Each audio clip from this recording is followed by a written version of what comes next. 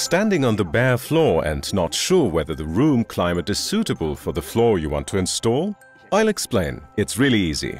You have to measure the humidity of the room. For this, you use a hygrometer or a simple digital weather station. It is important that the humidity is no less than 30% or more than 60%. If these values are exceeded, the floor should not be installed. The values are fine. The temperature is around 20 degrees. The room is ready and the floor can be installed.